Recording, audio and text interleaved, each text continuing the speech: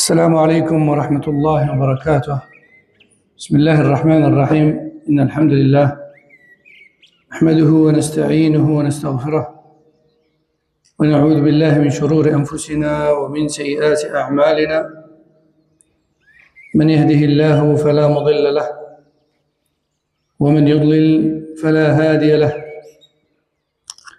وأشهد أن لا إله إلا الله وحده لا شريك له، وأشهد أن محمدًا عبده ورسوله صلى الله وسلم وبارك عليه وعلى آله وأصحابه أجمعين.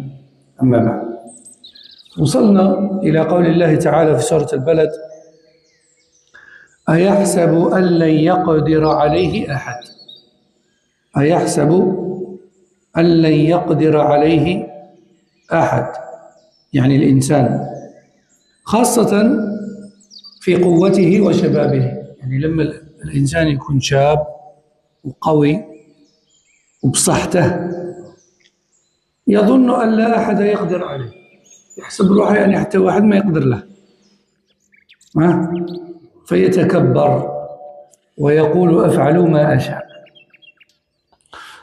وهذا مثل قوم عاد اللي يتكلم عليهم رب العالمين في سورة الفجر. تكلم عليهم رب العالمين في سورة الفجر. قوم عاد قالوا: من أقوى منا؟ فذكرهم الله أن الذي خلقهم أقوى منهم.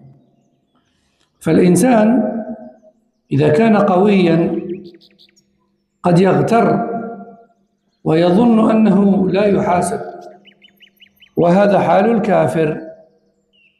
أما المؤمن فيعلم أن الله قادر عليه في كل وقت فيخاف ولا يتكبر. Donc on est arrivé dans Sourate al-Balad à la parole d'Allah subhanahu wa ta'ala qui a pour sens concernant l'être humain. Pense-t-il que personne ne pourra le maîtriser? C'est-à-dire que l'être humain, de par sa nature, de manière générale, surtout dans sa force et sa jeunesse, l'être humain, il a tendance à croire que rien ni personne ne peut quoi que ce soit contre lui. Il se croit au-dessus de tout et il pense que sa bonne santé et que sa force vont être éternelles. Sauf que ce n'est pas le cas. Et donc c'est pour ça que l'être humain, de par sa nature et son orgueil de base, il est arrogant et il a tendance à dire: je fais ce que je veux. C'est ça que ça veut dire. أيحسب أن لا يقدر عليه أحد. أيحسب أن لن يقدر عليه أحد. L'être humain pense-t-il que personne ne pourra le maîtriser? Et ça, c'est comme le peuple de Had. Rappelez-vous, dans Sourate al-Fajr, Allah Azza wa Jalla nous parle du peuple de Had au Yémen, ou plutôt au sud d'Arabie, au sud de l'Arabie actuelle. Had, non, au Yémen plutôt, parce que dans le sud de l'Arabie c'est Thamoud, et au Yémen c'est Had. Had, à qui Allah Azza wa Jalla avait envoyé le prophète Hud. Et Had, le peuple de Hud, ils se croyaient tout permis, parce qu'ils étaient forts, parce qu'ils étaient grands de taille, parce qu'ils avaient une grande force physique, et qu'ils avaient construit une civilisation hors norme.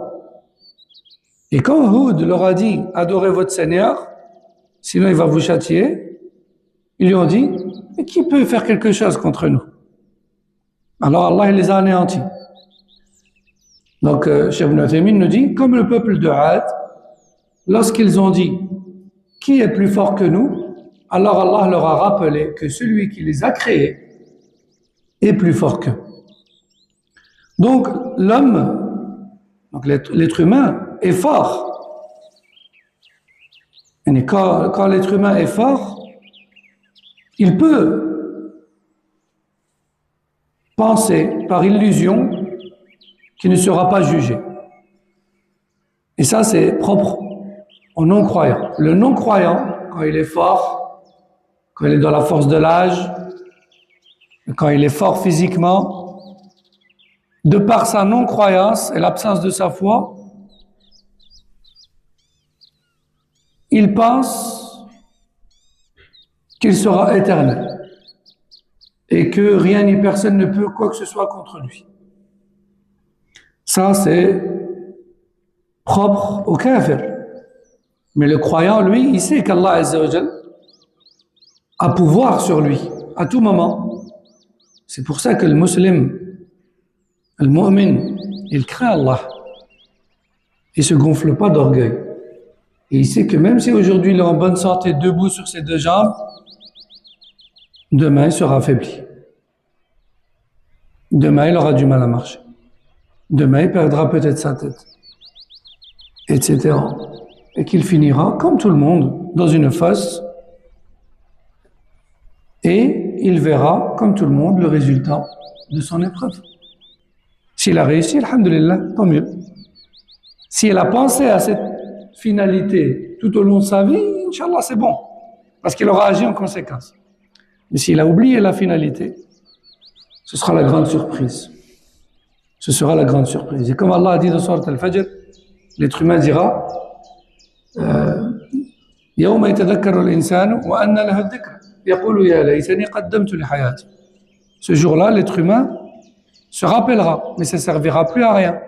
Et il dira, si seulement j'avais mieux préparé ma vie, ma vraie vie, celle dans laquelle je ne mourrai plus, l'au-delà. Donc le vrai croyant, lui, il n'oublie jamais ça. Et il sait qu'Allah, il le voit à tout moment et qu'il a pouvoir sur lui. Donc il ne se gonfle pas d'orgueil, même quand il est fort, même quand il est jeune, même quand il a de l'argent, même quand il est affluent, même s'il a de la science, même si ceci, même si cela, il reste à sa place. Il reste à sa place. Parce qu'il sait qu'à tout moment, Allah tabaraka wa ta'ala, il peut le raser. Et il ne connaît pas sa fin, comment elle sera. Donc tout ça, c'est par rapport à أَيَحْسَبُ الْإِنسَانُ أَيَحْسَبُ أَنْ لَنْ يَقْدِرَ عَلَيْهِ أَحَدٌ. L'être humain pense-t-il que personne ne pourra le maîtriser? يقول أهلكت مالا لبدا. يعني الإنسان إذا صار غنيا وتوسع عليه الرزق يتفاخر ويقول أنفقت أموالا كثيرة في شهواته ولذاته أيحسب أن لم يره أحد. يعني هل يظن هذا الإنسان أن لا أحد يراه وهو يضيع ماله وينفقه فيما لا ينفع؟ هذا تحذير شديد له. الإنسان لما رب العالمين يعطيه المال يهبل، أحيانا العقل تاعه يروح، ويقولوا الناس يقولوا الدراهم يبدلوا الإنسان، وفعلا شحال من واحد ربح دراهم كبار هبل، تبدل كاع وهبل. فهذا تحذير شديد له تغير لا يتغير بقوته ولا بماله، فالله يراه وسيحاسبه. يعني المؤمن ما يتبدلش لما رب العالمين يعطيه النعمة ويعطيه الأموال ويعطيه الصحة، ما يتبدلش على رب العالمين، يقعد هو متواضع، ما ينساش كيفاش كان وما على بالهش كيفاش غادي يكون، يقعد في بلاصته. Donc ensuite Allah subhanahu wa ta'ala, dans le verset d'après, il dit, l'être humain dit, ou l'être humain a tendance à dire, j'ai dépensé beaucoup d'argent. C'est-à-dire que l'être humain, lorsqu'il devient riche et que ses biens augmentent, il se vante en disant qu'il a dépensé énormément dans ses plaisirs et ses désirs. Ensuite, le verset suivant, pense-t-il que personne ne le vaut? C'est-à dire que l'être humain croit, est-ce que l'être humain croit que personne ne le voit alors qu'il gaspille son argent dans les choses futiles, voire pire encore dans les choses interdites peut-être même. Et ça, c'est un avertissement sévère. C'est comme si Allah Azza wa Jalla nous disait, ne soyez pas trompés par votre force, par votre santé ou par votre richesse, parce qu'Allah vous voit. Et Allah Azza wa Jal, il attend votre retour. Et il va vous juger en fonction de ce que vous avez fait avec tout ça. Et effectivement, subhanallah, il y a un proverbe qui dit l'argent change les gens. C'est vrai, l'argent change les gens. Et subhanallah, il y a des gens, ils gagnent tellement des sommes astronomiques du jour au lendemain que certains d'entre eux en perdent la raison. Vraiment. Vous savez que certaines personnes qui deviennent millionnaires du jour au lendemain, certaines d'entre elles sont amenées à devoir être suivies sur le plan psychologique. Parce que c'est trop d'un coup. L'être humain, il peut facilement vriller et perdre la raison.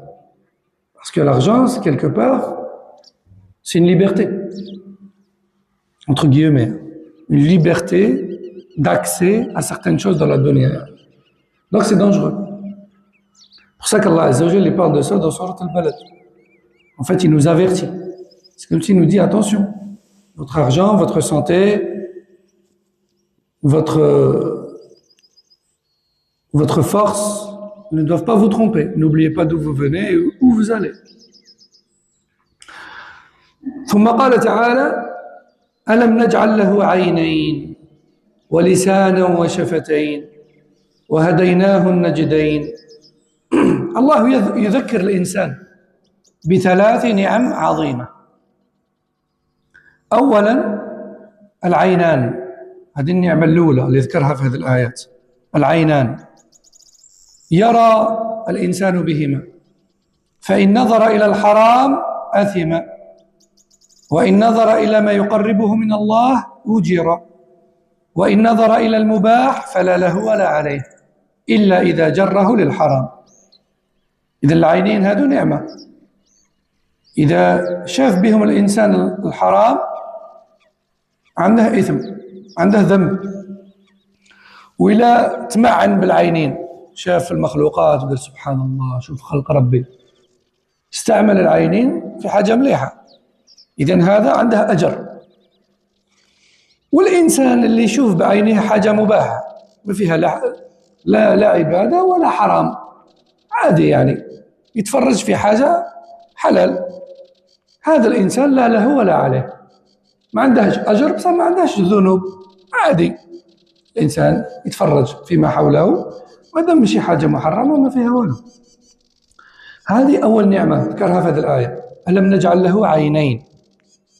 ومن بعد قال ولسانا وشفتين.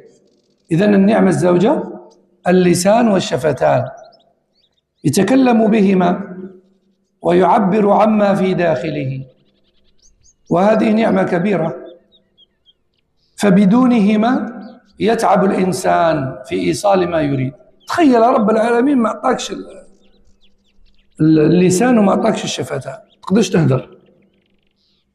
يعني سبحان الله، تخيل الصعوبة، ما تقدرش توصل المعلومة، ما تقدرش تعبر، ما تقدرش تفهم الناس، حاجة صعيبة يعني. هذه نعمة عظيمة اللسان والشفتان. والكلام أصله هواء يخرج من الرئة، لكن يختلف حسب مخارجه في الفم فتتكون الحروف، وهذا من قدرة الله. الله أكبر. الكلام الهضرة تاعنا هي فقط هواء، ريح يخرج من الرئة، نطلعوه، ولما يجي في الفم نحرك اللسان بطريقة معينة تخرج الأصوات، تتكون الكلمات. سبحان الله العزيز القدير، رب العالمين خلقنا كما سبحان الله. إذن هذه نعمة عظيمة اللسان والشفتان. كذلك الإنسان إذا استعمل هذا اللسان فيما يرضي الله عنده أجر، وإذا استعملها في حاجة مباحة ما هي عبادة وما هي ذنب، عادي يتكلم مع الناس مثلا. وإذا استعملها في الإثم يقدح في الناس، يدير النميمة والغيبة ويكذب وما إلى ذلك، عليه إثم، لأنها راه يستعمل في النعمة يستعمل فيها في الحرام. النعمة الثالثة اللي ذكرها في هذه الآية ألم نجعل له عينين ولسانا وشفتين وهديناه النجدين. وهذه النجدين فيها زوج تاع الأقوال. بعض السلف يعني بعض الصحابة قالوا معنى، وبعض الصحابة قالوا معنى واحد آخر. إما أن الله بين للإنسان طريق الخير وطريق الشر، هذا هو المعنى الأول، وهذا هو المعنى المشهور، أكثر الناس يعرفوا هذا المعنى. وهديناه النجدين يعني ورينا له طريق الخير وطريق الشر، ورينا له الطريق مليحة والطريق اللي مشي مليحة، وهو خير. أو أنه هداه وهو رضيع إلى ثديي أمه ليرضع دون أن يعلمه أحد. النجدين يعني الثديين، الثديين اللي يشرب منهم الحليب طفل. حتى وهو في بطن أمه الإنسان كان يتغذى بطريقة مناسبة عن طريق السرة، وهذا كله من تدبير الله له منذ بداية خلقه. إذن النجدين كاين اللي قالوا يعني طريق الخير وطريق الشر، وكاين اللي قالوا النجدين يعني الثديين اللي يشرب منهم الحليب وهو طفل. لأن الطفل سبحان الله لما يخرج من بطن أمه ما تقولش تعلم فيه وتقري فيه. كاين واحد البلاصة في الصدر تاع أمك تشرب منها الحليب، وها كيف دايرة وها كيف دايرة وها كيفاش تشرب وها كيف تتقرع وها كيف تعلم فيه. طفل نعلموش، شكون اللي علمه؟ رب العالمين علمه. وهديناه النجدين، هذه ربي علمها لنا، هذه فطرة. Et donc, ensuite, Allah subhanahu wa ta'ala dit dans le verset suivant: ne lui avons-nous pas donné deux yeux, une langue et deux lèvres, et ne l'avons-nous pas guidé vers les deux voies, vers les deux voies. Dans ce verset-là, Allah subhanahu wa ta'ala, il nous rappelle trois grands bienfaits. Trois grands bienfaits. Trois grands bienfaits qui peuvent être utilisés dans ce qui plaît à Allah. Donc on est récompensé. Plutôt 2 sur 3 peuvent être utilisés dans ce qui plaît à Allah, et on est donc récompensé. Et qui peuvent être utilisés dans ce qui déplaît à Allah, et donc on encourt un péché. Et qui peuvent également être utilisés ni dans l'adoration, ni forcément dans un péché. Et donc dans ce cas-là, il n'y a pas de mal. Premier bienfait, les yeux, avec lesquels on voit et on regarde et on observe. Deuxième bienfait, la langue et les lèvres, avec lesquelles on parle et on s'exprime. Et ça, c'est un immense bienfait. Imaginons un instant qu'Allah subhanahu wa ta'ala ne nous donne pas ou ne nous ait pas donné ces lèvres et cette langue. Comment on s'exprime? Ce serait compliqué, hein? Ce serait compliqué. Et aussi, Cheikh Al-Uthaymin nous rappelle, subhanallah, la complexité de ce bienfait-là. Il nous dit, regardez, la parole, c'est juste de l'air qui sort de nos poumons, c'est de l'air qu'on expulse des poumons, qui passe à travers les cordes vocales, puis ensuite dans la bouche. Donc à travers les cordes vocales, ils prennent une certaine amplification, hein? Puis ensuite ça passe dans la bouche, et là, automatiquement, de manière systématique et naturelle, on fait des mouvements avec notre langue et notre palais et nos dents pour former des sons et des mots et des paroles. Allahu Akbar. Allahu Akbar. C'est énorme comme bienfait. Ça prouve encore une fois la puissance d'Allah Jalla wa Ala. Donc ça, c'est le deuxième bienfait stipulé dans ce verset. Et donc, encore une fois, ce bienfait, qui est la langue, c'est un énorme bienfait. Si on l'utilise dans ce qui plaît à Allah, on est récompensé. Si on l'utilise dans ce qui déplaît à Allah, c'est autre chose.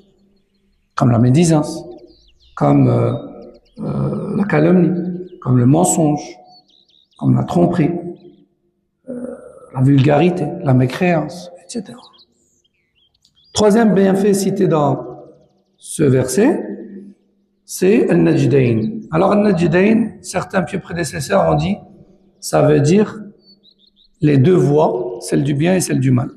Et Allah Azza wa Jal, il a exposé et naturellement et à travers les messages, il a clarifié à l'être humain, aux yeux de l'être humain, ce qui est bien et ce qui est mal.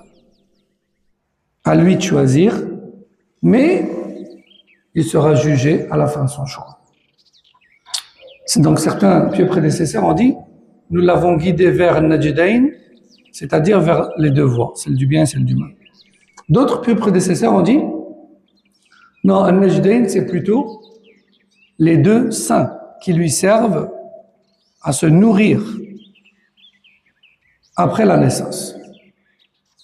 Et subhanallah, effectivement, l'être humain, il est guidé vers la tétée sans apprentissage. Le bébé, quand il est né, on lui apprend où est-ce qu'il doit téter, comment il doit rôter, ceci. On ne lui apprend pas tout ça. Le bébé lui-même, quand il naît, quand la maman le prend sur elle, il cherche directement. Il cherche naturellement. Qui lui a appris ça? Allah Jalla wa Ala. C'est inné, c'est naturel. Et donc certains salafs disent وَهَدَيْنَاهُ النَّجْدَيْنِ. Nous l'avons guidé vers les deux voies, c'est-à-dire les deux voies nutritives maternelles. Allahu A'lam. De toute manière, les deux sens sont vrais quelque part.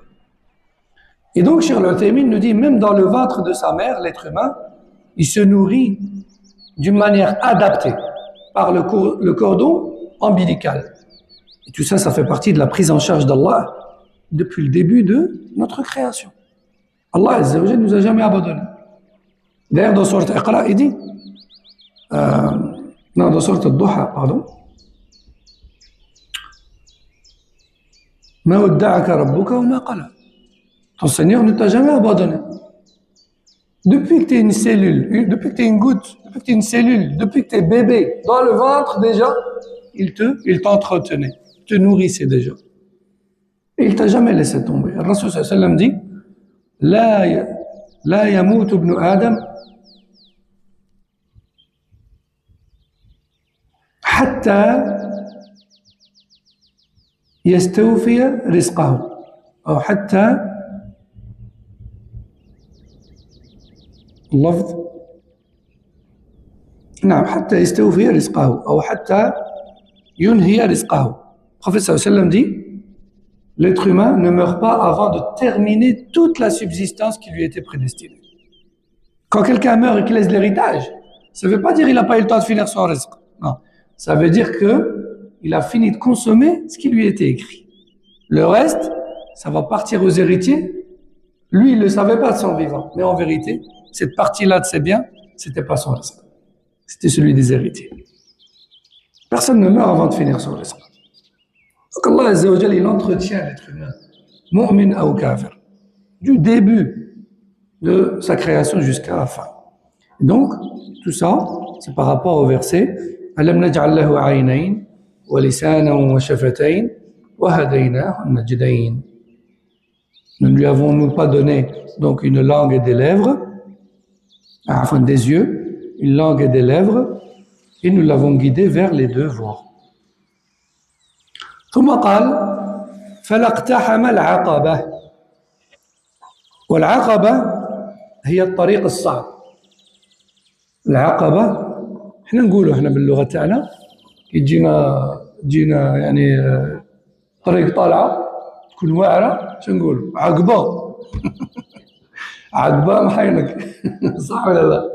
نقولوا عقبة هي جاية منها جاية من العقبة هي الطريق الواعرة هي الطريق الواعرة.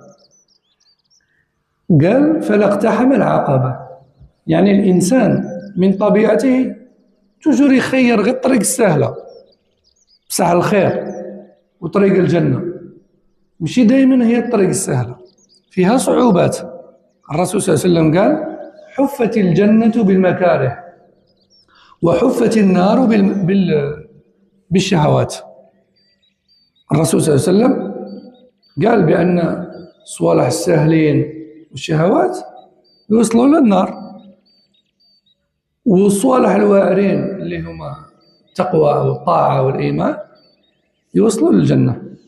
إذن قال فلا اقتحم العقبة، يعني الإنسان غالبا ما يخيرش الطريق الصعب اللي فيه الخير، والعقبة هي طريق صعب ولا يقدر عليه إلا من عنده عزيمة.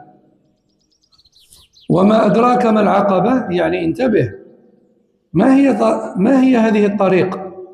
ومن بعد رب العالمين شرح لنا وش هي العقبة. قال فك رقبة، بمعنى تحرير عبد، تشري عبد وتطلقه. هذا عمل صالح، ماشي سهل، ماشي أي واحد يخرج دراهم كبار باش يشري عبد ويطلقه. أو إنقاذ أسير، ولا تعاون واحد مظلوم محبوس مثلا، وهذا من أفضل الأعمال، لكن يحتاج إلى إيمان وعزيمة. فلا اقتحم العقبة، يعني الإنسان لما يعطيه رب العالمين الأموال غالبا يفتخر، يبين روحه ويتكبر. بصح هذا المال هذا ما يستعملهش في الطريق اللي توصل للجنة، اللي هي العقبة. Donc ensuite Allah subhanahu wa ta'ala dit dans le verset d'après, l'être humain, de par sa paresse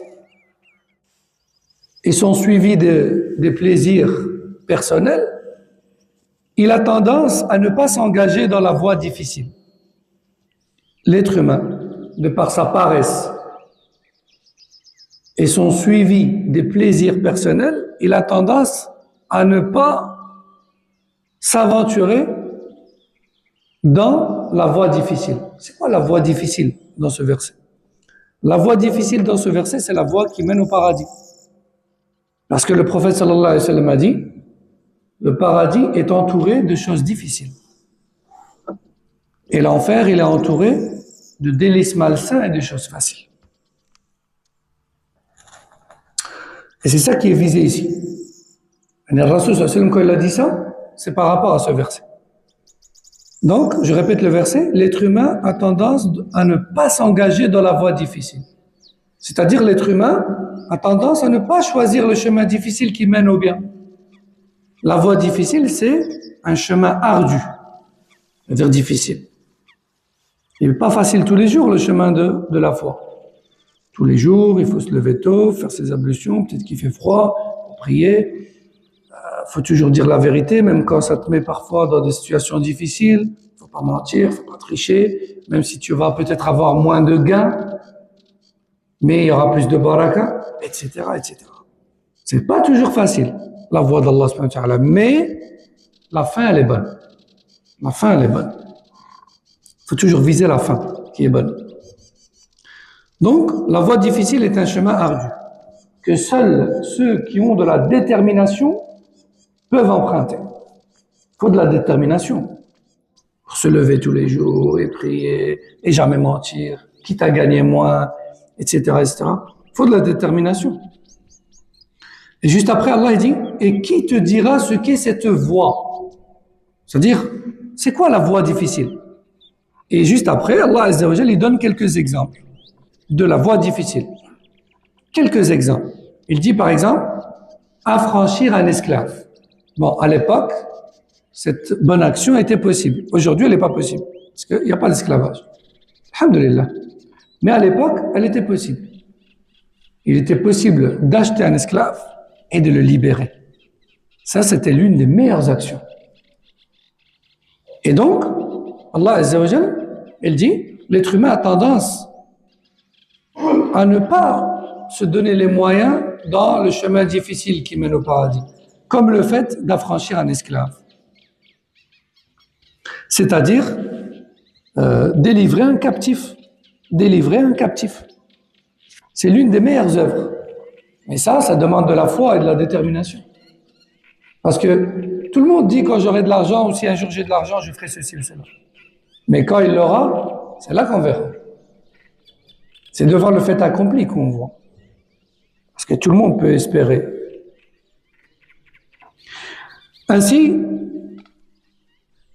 il ne s'est pas engagé dans la voie difficile. Ça veut dire que l'être humain a tendance à se vanter de son argent, mais une fois qu'il l'a, eh bien, il ne prend pas le chemin qui mène vers le bien.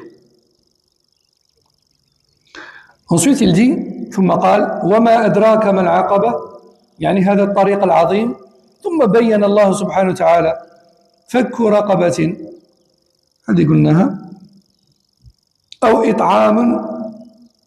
إطعام في يوم ذي مسغبة يعني إطعام الناس في وقت مجاعة شديدة حين يكون الطعام نادرا والناس محتاجين جدا.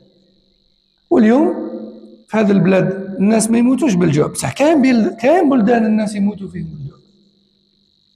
من منا شكون فينا راه يحوس على الجمعيات الحقيقية الصادقة باش يوكل الناس اللي راهم جيعانين؟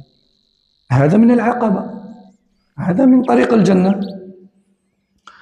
ومن بعد قال يتيما ذا مقربة يعني يتيم من فميلتك من الأقرباء، وهذا أعظم لأنه محتاج وفي نفس الوقت قريب. واليتيم هو اللي مات به قبل البلوغ، هذا أيضا من العقبة، أنك تربي وتعاون وتوكل وتشرب وتلبس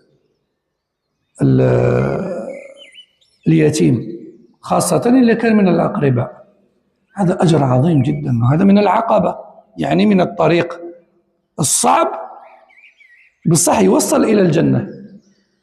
ومن بعد قال أو مسكينا ذا متربة يعني فقير جدا لا يملك شيئا كأنه لا يملك إلا التراب، عليها قال مسكينا أو مسكينا ذا متربة يعني مسكين إلى درجة أنه ما عنده والو، الحاجة الوحيدة اللي عنده التراب هذا اللي راه في الأرض اللي يريح فيه ويرقد عليه ويتمشى فيه، هذا ما عنده تراب. يعني كيف يعني أي واحد عنده تراب باطل، هذا ما عنده والو، الحاجة الوحيدة اللي عنده وهي التراب. الشيخ العثيمين قال المعنى أن الطريق الصعب الذي ينجي الإنسان وش هو مساعدة الناس، خاصة في الأوقات الصعبة، وتحريرهم من الضيق. يعني ما كانش عمل أحسن من معاونة الناس، تعاون المحتاجين، تعاون اليتامى، تعاون الجياع، تعاون الناس اللي ما عندهمش سقف يسكنوا فيه إلى آخره. Donc, Cheikh Al-Uthaymin rahimahullah nous dit, dans tous ces versets, Allah subhanahu wa ta'ala nous décrit c'est quoi le chemin difficile dont la fin est bonne, dont la fin est l'accès au paradis. Il nous donne des exemples, comme le fait d'affranchir un esclave, donc libérer une personne, ça on l'a déjà dit, ou encore nourrir en temps de famine. Nourrir en temps de famine. Nous on ne connaît pas ça. Nous, on n'a pas connu de famine. Et on ne voit pas la famine. On ne sait pas c'est quoi la famine. En vérité, on ne sait pas c'est quoi la famine. Mais il y a aujourd'hui dans le monde, il y a des régions du monde, il y a des zones dans le monde où il y a la famine, où les gens ne mangent pas à leur faim. On voit leurs côtes. Ils meurent parce qu'ils n'ont pas mangé. Oui, aujourd'hui encore, il y a des gens qui meurent parce qu'ils n'ont pas mangé. Ça existe. Et le fait de les nourrir et de chercher après eux et de les nourrir, ça fait partie de l'aqaba. Ça fait partie du chemin difficile mais noble qui mène au paradis, qui est cité dans Surat Al-Balad. Alors on devrait chercher après les associations dignes de confiance, bien sûr, sérieuses, qui nourrissent les gens qui vivent la famine dans le monde, comme au Yémen ou autre, et d'essayer de participer. Ne serait-ce qu'avec des petits montants. Mais ça fait partie de l'aqaba. Ça fait partie du chemin difficile mais qui mène au paradis. Donc nourrir en temps de famine. Il y a aussi une autre bonne action qu'Allah a citée ici, qui fait partie de la Aqaba, qui est le fait de prendre en charge l'orphelin, et mieux encore l'orphelin proche. Parce que prendre en charge l'orphelin, c'est une action énorme. Rasul sallallahu alayhi wa sallam dit, celui qui s'occupe de l'orphelin, il sera avec moi au paradis comme ses deux doigts. Mais lorsque l'orphelin fait partie de la famille, c'est encore mieux. Parce qu'il a deux droits sur toi. Il a le droit d'être aidé, parce qu'il est orphelin, et il a aussi le droit du lien de famille. Pour ça, Allah, il a dit, l'orphelin proche. Et l'orphelin, c'est qui? C'est l'enfant qui a perdu son père, qui est censé subvenir à ses besoins, et ce, avant la puberté. Et ce, avant la puberté. Ensuite, il dit, ou un pauvre dans la misère. Si on veut être plus précis, ou un pauvre qui ne possède rien si ce n'est la terre. C'est-à-dire, il est tellement pauvre qu'il possède rien. 1 centime, il n'a pas. La seule chose qu'il possède, c'est ce qui n'a aucune valeur et que tout le monde a, à savoir la terre qui est par terre, sur laquelle il s'assoit, sur laquelle il dort. C'est-à-dire, il est tellement pauvre qu'il ne possède rien, si ce n'est la terre. Si ce n'est la terre. Donc, le fait de aider un pauvre qui ne possède rien, ça aussi, ça fait partie de la Aqaba. Et donc, pour résumer tout ça, il nous reste 1 minute. Pour résumer tout ça, Cheikh Al-Uthaymin, rahimahullah, nous dit, donc la Aqaba, c'est quoi? À laquelle on doit s'intéresser tous les jours pour arriver au paradis. Il dit, la Aqaba, c'est le chemin difficile qui sauve l'homme et qui consiste à aider les autres. En fait, la Aqaba, on la résume comment? Aider les gens. Aider les gens dans les moments difficiles et dans les situations difficiles, afin qu'ils sortent de la détresse. C'est ça la Aqaba. Plus la personne est dans la difficulté, plus l'aider fait partie des bonnes œuvres. هذا والله أعلم وصلى الله وسلم على نبينا محمد وعلى آله وصحبه سبحانك اللهم وبحمدك أشهد أن لا إله إلا أنت أستغفرك وأتوب إليك السلام عليكم ورحمة الله وبركاته